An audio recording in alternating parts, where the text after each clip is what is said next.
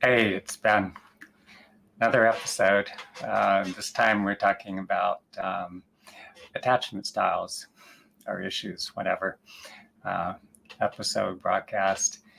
So I think um, for like most of recorded history, I think there was a gross ignorance when it came to attachment styles. And I'm not sure exactly when they started researching, when they did the initial research or whatever, but as they began to make those findings public, it provided tremendous understanding. When you think about a lot of times when we go into relationships, and the fact that we understand so little of ourselves, but also those with whom we partner or that we form attachments to. And so the fact that we don't, in many instances, understand our own emotional vulnerabilities or woundedness, the ways that we form attachments with other individuals, and also that we don't understand other people that well, their own models of how they would form attachments and their own emotional wounding or issues. Another crucial point here is the fact that many people have a limited understanding of mental health issues. And so in so many instances, I know I did it growing up. I would form an attachment to someone, and that individual would be saying and doing things that were really hurtful. And maybe I wanted a connection, and sometimes it was just, maybe it just wasn't a good match. But even if there was some common interest, or even if the girl and later women or woman that I'd grown attached to as I came into adulthood liked me on some level or wanted to be connected, sometimes a lot of her own emotional wounding, a lot of the, could have to do with her ability to form any kind of attachment. And if there were mental health issues or something, if she had suffered as a result of past trauma, for instance. And so I remember instances where I had, say, formed an attachment, and so the woman that I wanted to connect with or be with, whatever, and I remember one, for instance, who was quite volatile, and taking that personally, thinking that it was something about me because I just didn't know any better. And one evening getting calling, and this is way back, when we still had, you call someone and we didn't have smartphones, and you could, often the roommate would pick up, and I ended up speaking like, I don't know, maybe 40 minutes or an hour with their housemate, and our housemate was just opening up and telling me about all the crazy shit, that this woman was doing. And it's like, I felt like I was sort of putting pieces together and making sense of like the craziness I dealt with. And in a way it helped, that I wasn't, helped me to not take things quite so personally. But for instance, if we tend to have a more what's referred to as anxious or insecure attachment style, it's an unfortunate tendency among many of us that we form attachments to those with avoidant attachment styles. Avoidant means like, they got walls up, they got barriers, they don't let you in very close. They can't handle intimacy, they're not comfortable with it.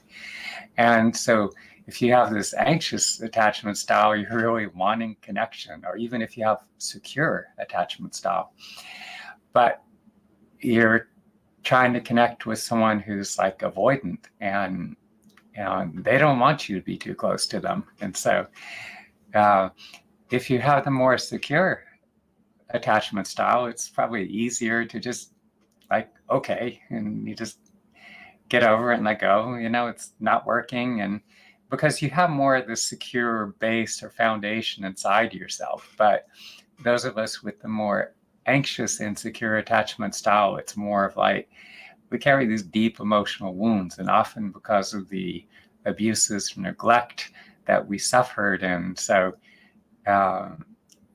we take it personally and maybe assume that it's something we said or did, or that it's about us, or that something's wrong with us because this other person doesn't like us or want to be in a relationship, or supposedly maybe they do feel something for us, but it's just not working. It's not happening. So again, we personalize it. And that creates a lot of pain. So with the understanding that's come out in the past few decades of attachment styles, it helps us to understand people better. It helps to make sense of the crazy that we sometimes encounter or deal with, and not take it so personally. And that's a big help. And also to understand ourselves better as well.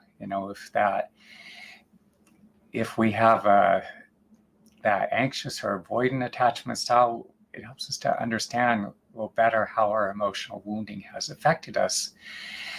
And a lot of times those with the avoidant attachment styles, and especially if you have people who are like narcissistic,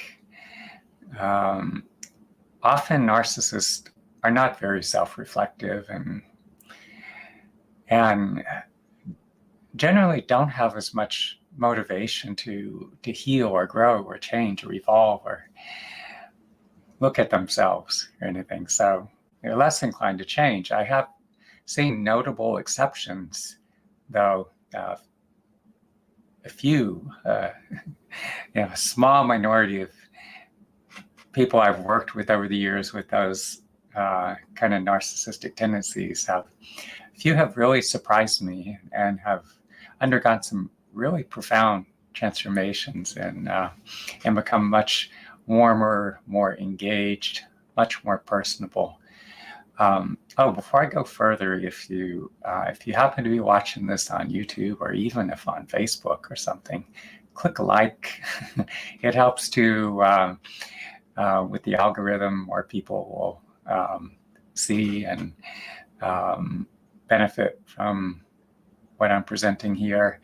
If you're on YouTube, you can, if you feel so inclined, subscribe to my channel as well, where you'll find lots more insight, understanding pertaining to what you can do if you're in the midst of a breakup, or if you're dealing with a difficult relationship, struggling with patterns of abandonment, unrequited love. You'll gain a lot of insight in what you can do to heal that, but also what you can do to deepen your existing relationships, those that have the potential, that is, and to co-create. Well, first to attract someone into your life with whom you can love and be loved by, and co-create more meaningful and deeply fulfilling relationships. So let's break down the attachment styles: the anxious, secure, and avoidant. So anxious or insecure attachment styles, a lot of that results from, if we grew up with parents that were unavailable, abusive, harsh, critical, and they were unpredictable, and we couldn't really have any sense of predictability as far as when or how they would respond to us. I mean, sometimes maybe they could be loving at times, but they could also be incredibly inconsistent, maybe sometimes reacting harshly. And then at other times, they could be loving or something, and maybe not. But with that unpredictability, that creates a lot of confusion. And if you're a child and you're just incredibly vulnerable and insecure, you need that that love. You have these profound emotional needs, and if you're not getting that love and the nurturance, and your parent or caregiver is so you can't quite make sense of them, and that creates a lot of feelings of insecurity, and it's painful. And well, at the time, it evokes these powerful emotional responses, but we don't have the capacity to really know what to do with that. And so we have all these powerful emotions, and we can't process them. We don't have the understanding or the capability with which to do so as of yet. And so we internalize these emotions, and they freeze up inside of us. When and there's these thought processes that develop in relation to those emotions, and then those charged emotions, and we hold that in our bodies, and it operates. Over time, it begins to operate from deeper in our subconscious mind, and so as we grow up, we're still carrying that. It doesn't just go away. Even we grow up and we're no longer living with mom and dad and dealing with that crazy, and we're out in the world, but we still carry this emotional vulnerability. And so as we seek to form attachments with other individuals, we start to have these feelings of attraction, wanting to be with someone and all that. And yet we're looking through this filter of this vulnerability and this insecurity, the emotions that make us feel anxious and insecure and vulnerable. And we're seeing through that. And it also has a sort of a magnetic effect. We tend to draw or attract people that reflect the emotions, the vulnerability, our own emotional woundedness. So it can easily become a pattern that reinforces or perpetuates itself, and so the pattern becomes more deeply entrenched. And I know that one. Yeah, it's not fun. It can be very painful. It becomes, for many of us, a reenactment. And again, those of us who have this insecure, anxious attachment style, unfortunately, we tend to find ourselves forming attachments to those with the avoidant attachment styles. In other words, they're unavailable. And so it becomes a torturous cycle. No fun. Another example of insecure attachment styles, or how we form them, is when we have parents that we felt we had to perform for them. That we needed to earn their approval. And sometimes this sense of like, well, it never was quite good enough. And so the love, or what we thought it was love, or maybe what breadcrumbs of love or that we got, was dependent on,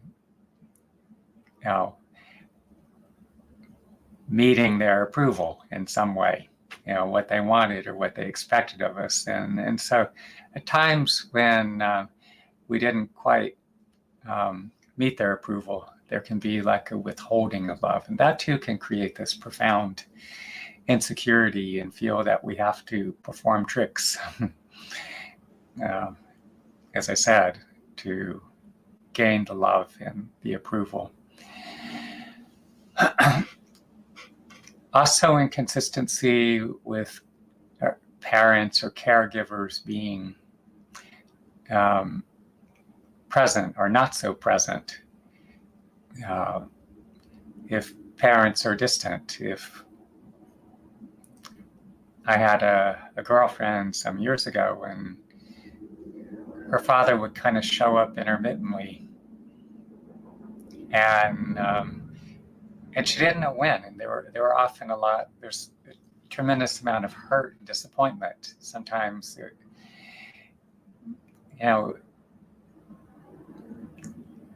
she wanted so much to have that connection with her father, and supposedly he was going to show up, but something would come up, he'd make some excuse, not show, and that was enormously hurtful for her.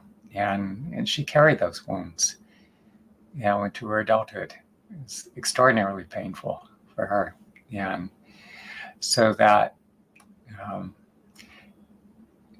lack of presence, that absence, can contribute to that insecurity. Secure attachment styles, those with a secure attachment style tend to have much more stable relationships. There's more of a, like, even if a relationship doesn't quite work out, there's the sadness and grief, disappointment, but they tend to get over it quicker. And ultimately, deep within their being, there's a sense that it's going to work out sooner or later. If one relationship doesn't work, well, okay, let that go, move on. I'll eventually find somebody. But when it comes to secure attachments, a lot of it has to do with, stems from the fact that a lot of these individuals grew up with parents who were more loving and supportive and consistent. Again, there's a consistency about the parents in that they were able to attend to their children and the child's needs.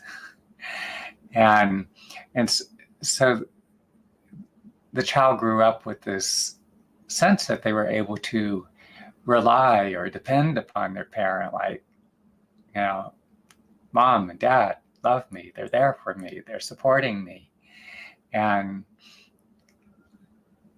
if the child's going through whatever it is, gets, as all children do, get triggered emotionally, or maybe they're dealing with some challenge at school, the parent's there, is interested, concerned about what's going on, and listens, is attentive, and makes a huge difference. The parents are, again, emotionally available and attuned to their children. And so what happens is, when you grow up with that support, you just internalize this, the love and support and nurturance. Wow. I think it's coming through over the broadcast. Simultaneously, there's sirens going off in the background. There's a police helicopter that's hovering overhead. They've had a lot of protests lately in the city. And so the police helicopter will just hover for extended periods of time. It can be pretty loud sometimes. It gets annoying as hell too. But I think they're afraid of things getting out of hand. So, but anyway, so that, as I said, when parents are emotionally available, when they're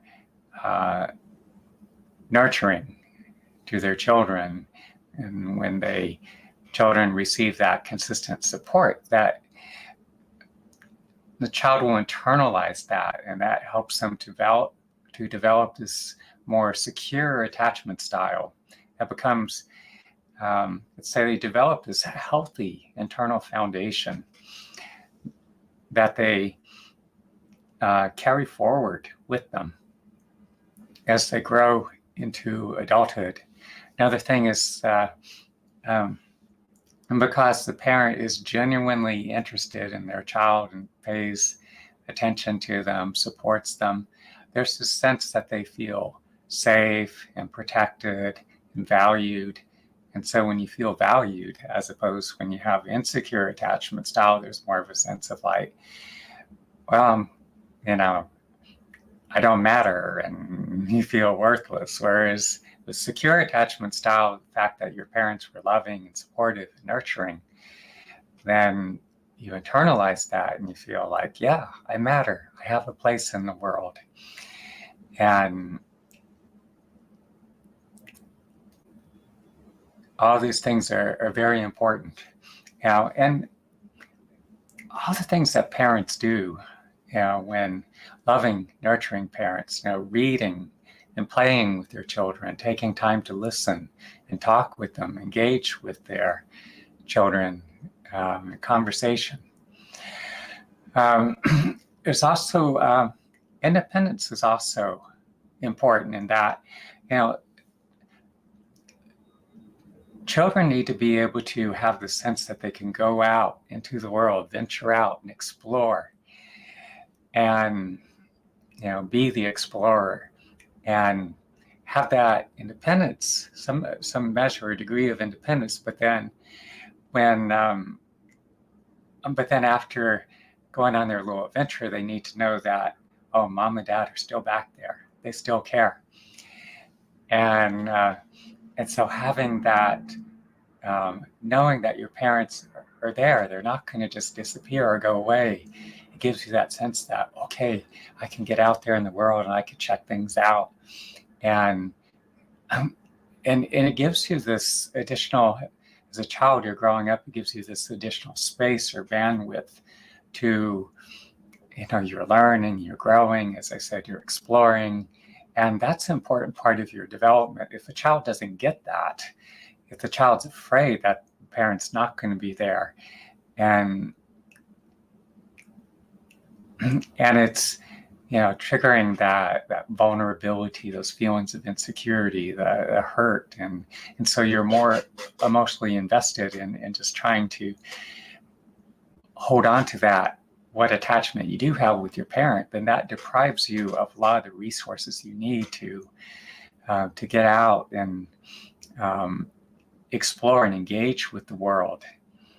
And so it doesn't give you the opportunity to really develop a lot of those, I guess you call them core competencies, or skills, or range of motion, ability to navigate the world quite successfully, because you got all this emotion, energy bound up in, this insecurity that you have around your relationship. Whereas the secure attachment, you have parents that are there, but they hold this container for their child, so the child can go and venture out into the world and explore. And the child feels secure at a deep level that, oh, when I need to go back, mom and dad are going to be there.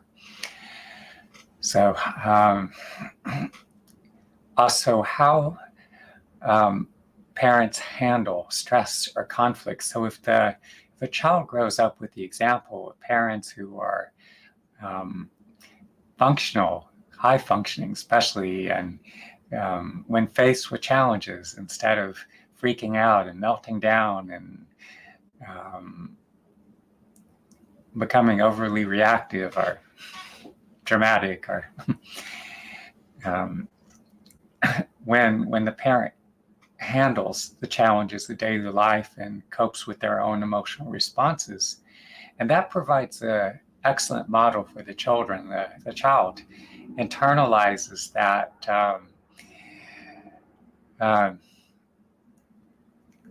the example of their parent who handles things. The child internalizes that, and so they grow up themselves. They develop a lot of those competencies, those ability to just deal with what's going on in their life. And I think I already said it, but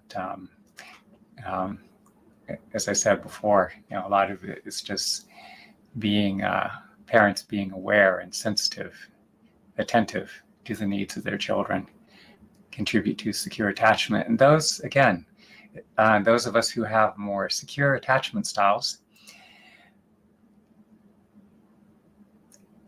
we have this base, our foundation. And there's more of a tendency we tend to attract other individuals into our lives who themselves have a more secure attachment style. One nice thing is, if you tend to be more emotionally vulnerable, you have that insecure attachment style, a lot of your emotional needs weren't met. If you partner up with somebody who's more secure, And this is why it's important to understand attachment styles, because it makes it easier for you to choose somebody who's going to be there for you. Because the avoidant person with avoidant attachment styles, they're probably not going to be there. They can be flaky, they can be distant, they can have their walls up emotionally, and that's just going to elicit more feelings of hurt and feelings of being abandoned and all that. But if you have this vulnerable, anxious, insecure attachment style, and you partner with somebody who's secure, that gives you that safe space. Within that context, that can make it easier for you to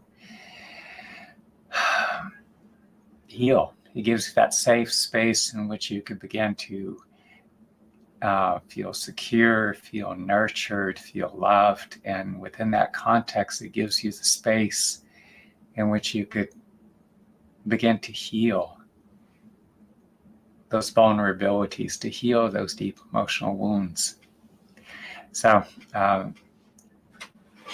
very important. I encourage you to continue to educate yourself, read books, listen to audiobooks, or even YouTube videos like this one, if you happen to be listening on YouTube or podcasts, whatever. Just educate yourself more on attachment styles. Learn to be able to identify, understand your own attachment style, and also to identify and understand the attachment styles of those individuals with whom you are forming attachments. Because no matter how much you might think you love someone and that you're meant to be together or whatever, that kind of narrative you concoct in your head, it could be true, but it's often a narrative. But in any case, if they tend to be very avoidant, have their walls up, distant, if they have this inability to let somebody in, if they're incapable of loving or being loved, you're probably not going to change that. And if you try, you're just setting yourself up for a world of hurt.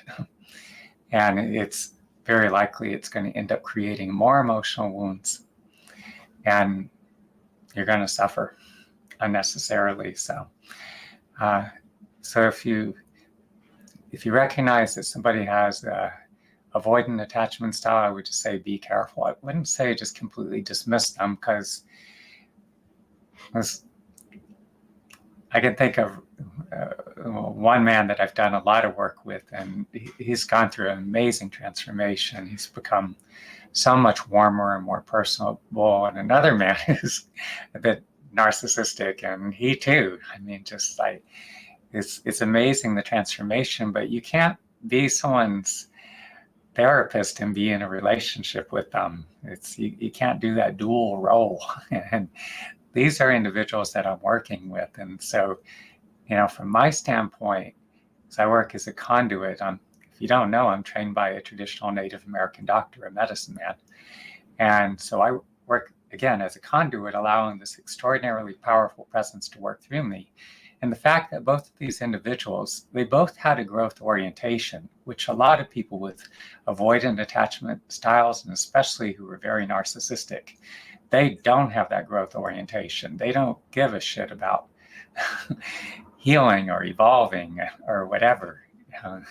They just don't. And, but the two individuals I'm referring to, they are exceptions. But if you're, as I said, if you form an attachment to such an individual, one of them, for instance, I remember early on when I first worked with them, and in the beginning, I was seeing him, where he would cycle through women, he'd get so close, and it got a little too uncomfortable, and it's like you discard them. It's like, next. And it's like this serial monogamy. And so, if you're most likely going to come out better if you're with somebody that has, if you already tend to be a little anxious or insecure, you're going to come out much better if you attach to someone with a secure attachment style, or if you already have the secure attachment style, that you've internalized that growing up. And again, if you attach to somebody who's secure, or if they are a little anxious, you could help them to heal. I hope that's all making sense. I do want to point out that these attachment styles are not necessarily, it's not set, in that it's not that, okay, this is what you are and it's what you're going to be for the rest of your life. It could go, depending on your experience. If I know for me, because of a lot of the emotional wounding or the trauma that I experienced in my childhood and adolescence, and as a lot of trauma began to resurface, and I started reenacting that, especially around my mid-20s. And so I was more in that anxious, insecure camp. But as I took the steps to heal, it moved more and more into the secure. And conversely, I've known instances where someone was just naive, vulnerable, and they just, I would say they were relatively secure, but they got tangled up with somebody who was like, very narcissistic, and that person they got entangled with was on a search and destroy mission, which a lot of narcissists tend to do that. And the emotional wounding that resulted from a kind of deeply traumatic attachment, they tended to, until they healed those wounds, it brought them more over into that more anxious or insecure place. Again, hope that's all making sense. Moving right along. So let's talk about the those with the more avoidant attachment styles. So how does that come about? I'm very curious. As I work with different individuals, I always want to understand their background, their life experience, what makes people the way they are, and or even people that I know in other contexts, people that, women that I've had relationships with in the past, people who are friends, family members, just people I just interact with day to day. I just like to understand people and understand what's going on, why are they the way they are. So people with this avoidant attachment style, often it's a result of parents who are not very responsive. They lack that emotional responsive. They're unavailable and unresponsive to the child's needs. And so often the child learns to suppress their own needs and desires. And you probably note, if you're paying attention, there's some similarity to the avoidant and the insecure. But in terms of, you can have the same kind of experience, but I think some of that has to do with the disposition. Like each individual has their own unique disposition. I think it's something that's kind of innate to us, that we're born with. And that determines, to a large extent, how we respond or react to people and situations, how we're impacted by them. Whereas some individuals, with the more insecure attachment style, for instance, the parents inconsistent and non-responsive and all that, and it could be like deeply hurtful, and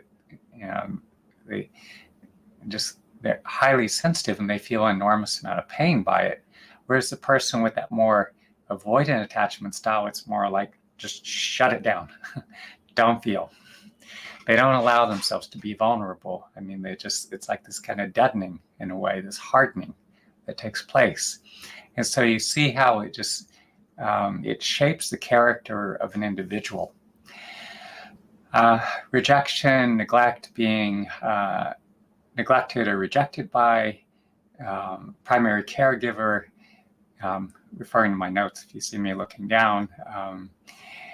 And so because of that, there's this thing that they believe that I got to be self-sufficient. I can't depend on anyone.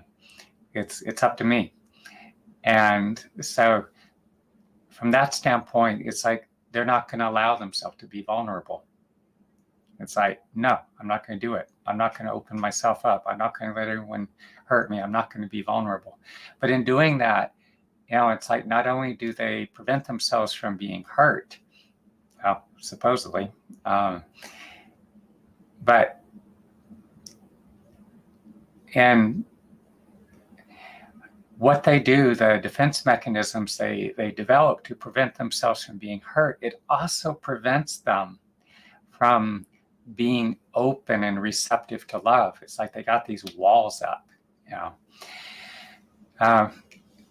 individuals like this, if I were to work with an individual with that kind of experience, they just had to protect themselves, if they'll just show up, continue to show up and do the work with me individually and do repeated sessions for a while. I don't know how many, it would take, 3, 5, 10, whatever.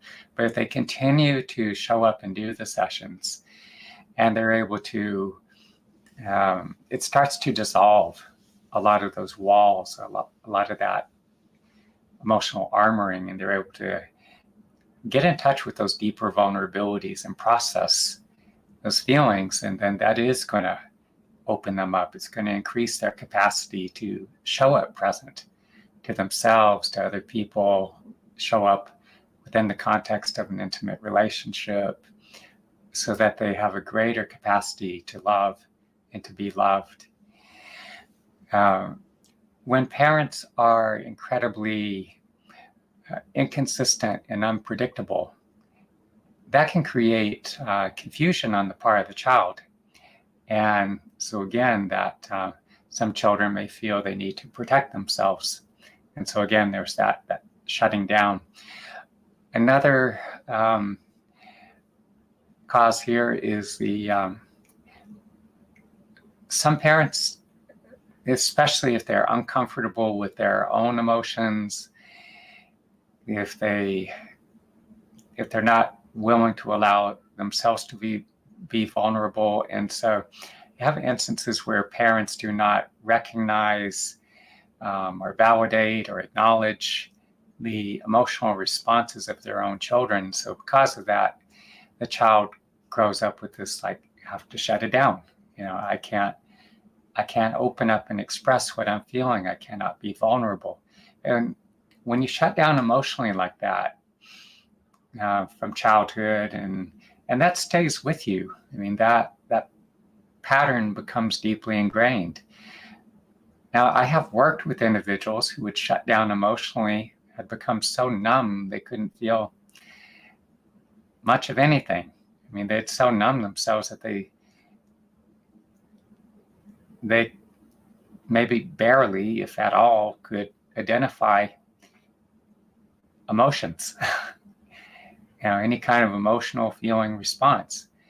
And those instances, I had to start them with, like, just, okay, well, feel your bodily sensations. You can feel that chair you're sitting in. You can feel the shoes on your feet. If they're so numb, they can't feel anything else. But as I'd work with them, those who continue to work with me, again, maybe a handful of sessions, maybe 10 or more or something, and sometimes maybe just a few, it started to open that emotional range.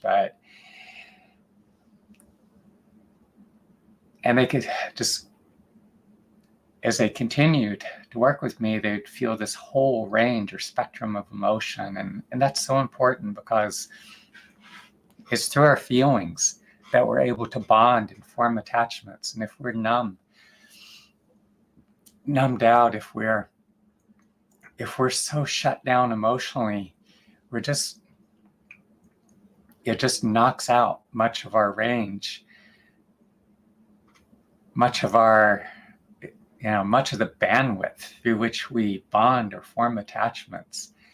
And maybe you do to some extent, but it's just so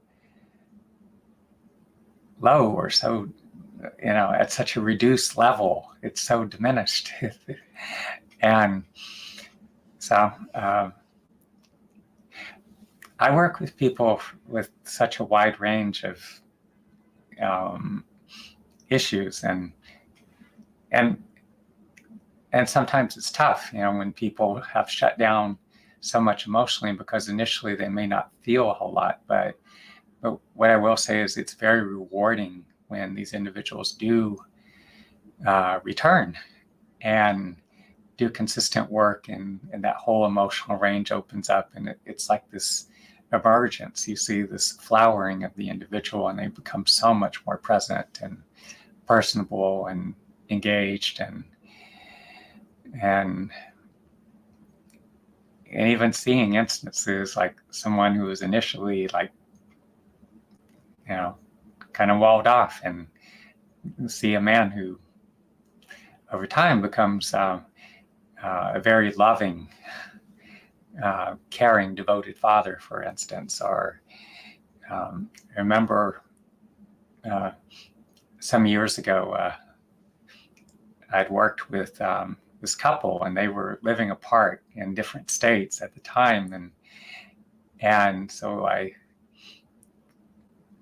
don't remember what order. One was in Georgia and the other was in New York. And Georgia, I was down in Atlanta, and I worked with this woman, and then I worked with her partner who was in New York, and they would see each other every so often. And she called me at one point. He ended up leaving New York and moving down to Georgia, and she was very, very thankful, saying that he's so much easier to connect with. And so I do see that happen sometimes. And also traumatic experiences could be like the death of a parent, or a caregiver. In response to trauma, people can shut down to such an extent. And so because of that shutting down as a result of the trauma, that can greatly diminish their capacity to be present in an intimate relationship, but also with friends and family and all.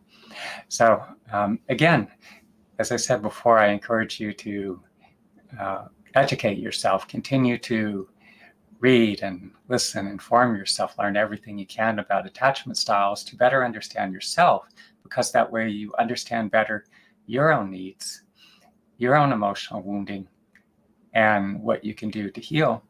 And also helps you to better understand those with whom you form attachments too. Well, how do you heal? That's the next part of it here. So for me, it was a pretty long, intensive process. And I think a lot of it's going to depend on the extent of your emotional wounding.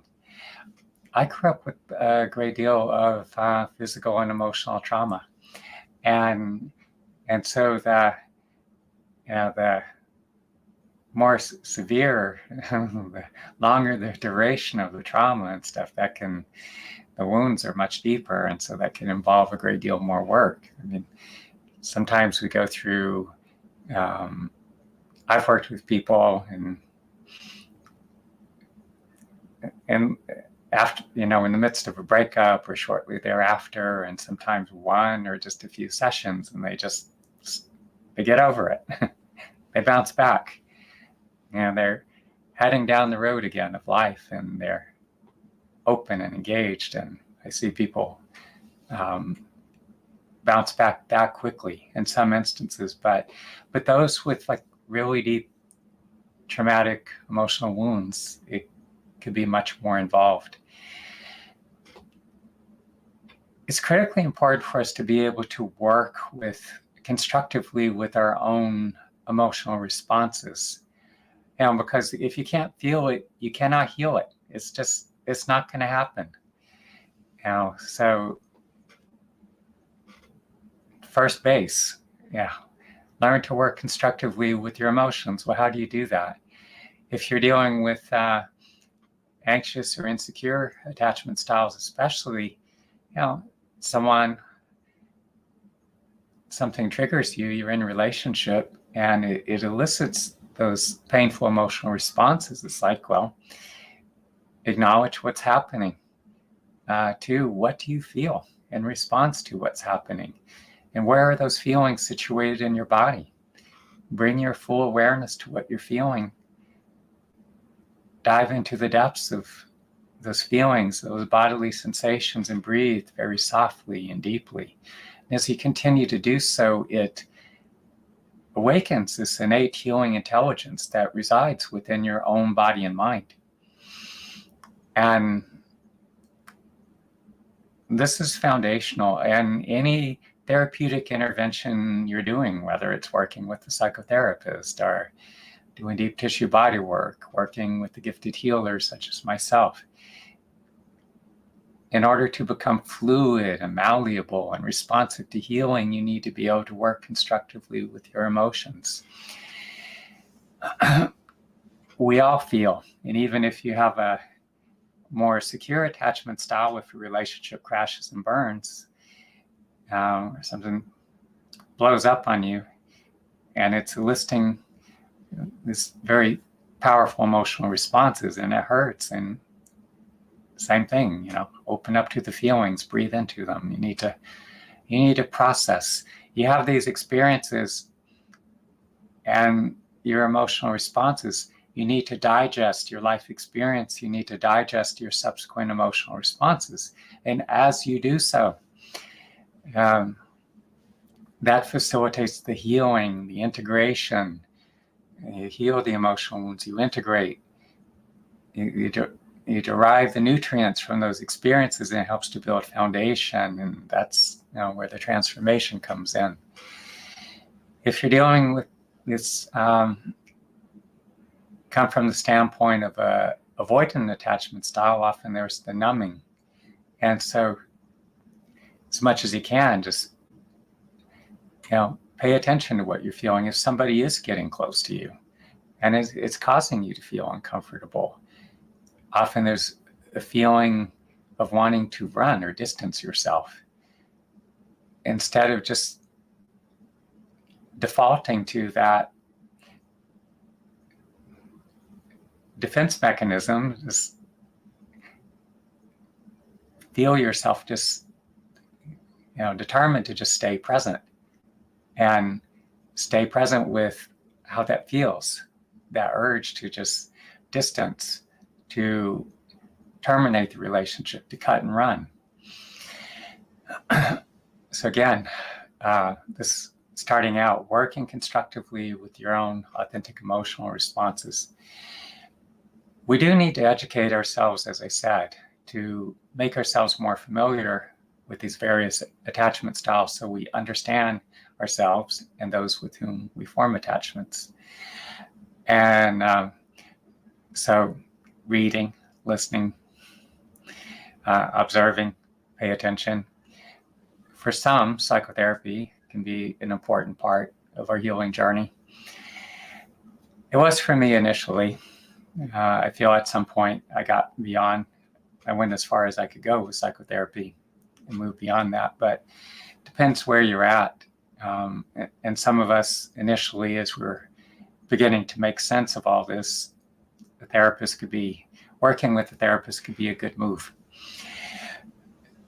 Deep tissue body work, I find very valuable, because it helps to connect you with your body. And it's hard for a lot of us to heal when we're so much up in our heads.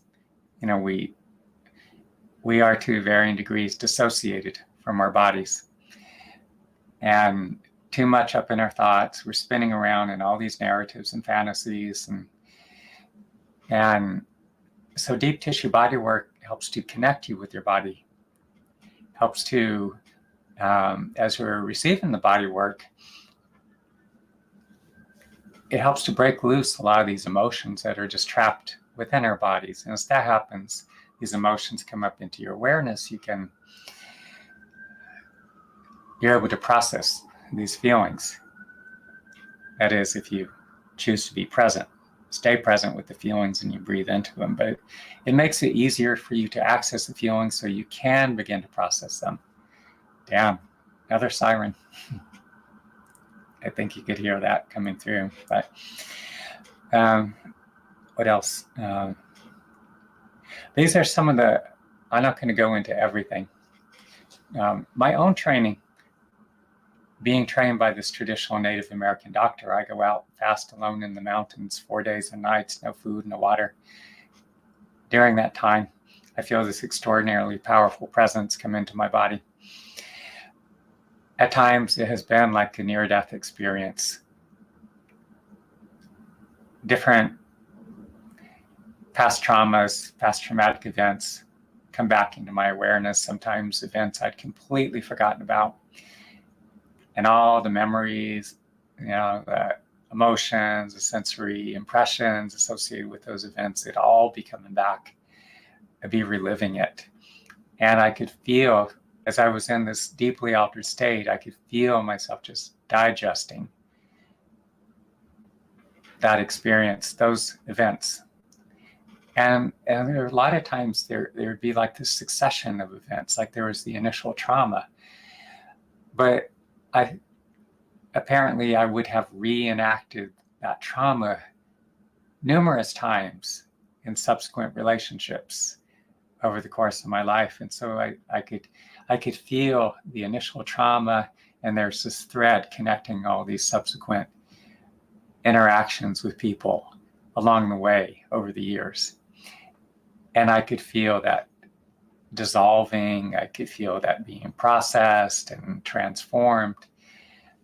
And so the Vision Quest has been the most powerful of anything I've done.